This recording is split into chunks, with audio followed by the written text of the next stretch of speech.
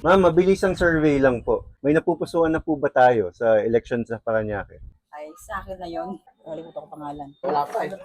Wala pa naman. Si Olivares pa rin. Dati pa rin, Bakit po Olivares yung may napupusuan maganda ang natin? service niya eh. Ano po yung gusto nyo dun sa serbisyo ng mga Olivares? Basta maganda, marami siyang tutulungan. Talagang ginagawa yung trabaho niya. Magaling siya, tsaka malinis lagi yung kalsada. Binibigay yung mga dapat niya ibigay para sa pinangako niya sa mga senior. Sa mga senior, yan, gusto nyo yan. Sa akin po yung sa PhilHealth po. PhilHealth, bakit po? Nakakuha po ako ng free sa kanila, government PhilHealth. Okay, Opo. okay. Para sa mga anak ko, nadagdagan po. Nadagdagan, Opo, yung okay. buntis ako hanggang nanganak, paad siya ng paad ng yung dalawang anak ko na sali na. Aha. Saka po, Ako senior naman, nakaka-receive naman ako yung pa-birthday nila. Saka yung papasko nila. Sino Olivares?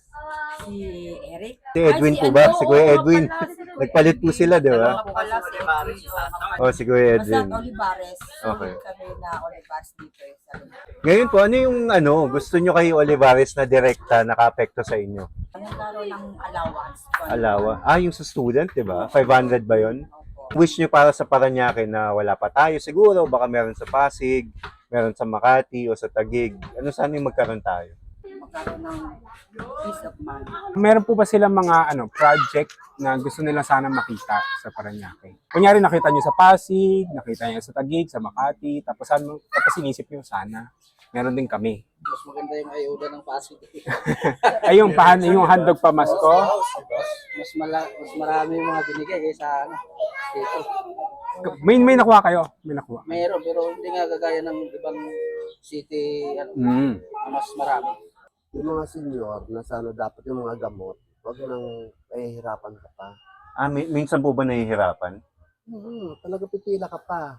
Aha. Sa Makati kasi hindi nahihaya at automatic. Di ba? Ang galing, di ba? Oo, ganun po Sa talaga. bahay mo, pag birthday mo, andyan na yung pa-birthday. Hindi ka na pahihirapan pa. Oo, Kung ano totoo. man bigay nyo sa pamaskungan daw, i-deliver na sa'yo. Oo. Kung kailan ang birthday mo, ando ka na yun. yun Yung na. mga maintenance mo, kamot mo, ando ka na yun. Oo. Di ba sa ibang mga city, hindi na sila yung pupunta sa mga court. Bahay-bahay yung pamaskong handog nila, di ba? Wala nang ticket-ticket, di ba? Bahay-bahay. Kahit na renter ka, bibigyan ka, di ba? Dito sa atin, yung mga renter, medyo nganga na lang, di ba? So sana binabahay-bahay na lang yung mga bawat senior. Kada per barangay. Kasi senior na nga, tapos Pati sa mga papapilahin. sa mga okay na sana kasi dalawa na nga yung Oscar, diba? Kulang doktor. Yung iba, nakaano na lang. Pumatay, malalabas na yung bata sa labas. Sabi nila, walang doktor yung hihintayin mo pa, as in oras-oras bago dumating, di ba? Ako na ako dito sa first time kong hospital ng Parañaque. Ayun, ang kasabayan ko, lumabas na yung bibi niya. Wala pa rin yung doktor. Walang nag-assist. Doon talaga sa sa pasilyo doon, ganun. Sa mga medical sana. May mga libreng doktor. Meron din naman, pero siyempre kung sinong makaka-avail dyan. Kung meron pong humarap sa inyo na kandidato, ano yung gusto niyong mensahe na makarating sa kanila? Kung meron po nasa harap ninyo ngayon isang tatakbo, ano po pwede niyo at gusto niyo sabihin sa kanila, lalo na't mga kampanya sila sa susunod na mga buwan? Yung mga pangako nila, yung mga project na yung nila. Tutulungan yung mga taong mga walang trabaho. Pag sinabi nila, dapat gawin yung service nila. Pagtakbuhan, o sige harap. Ang Pero galing. pag kailangan, Oo, wala. nasa Tagong-tago na. takot na, ganun. Di Ganun ba? po. Pumunta, hanapin ka talaga niya kahit na lalilin. Kahit sulok-sulukan pa, ang gagaling, di ba? Pag nakaupo na sila, Wala na. sila naman. Nag-ghost na tayo. Wala na Yan po. lang yun. Tapos turo ka kay ganito, turo ka ganyan. Oo. Paano ba? Pag eleksyon, harap kayo ng harap. Oo. Pag kailangan natin sila, wala na naman. Oo. Turo dito, dun kay Aha.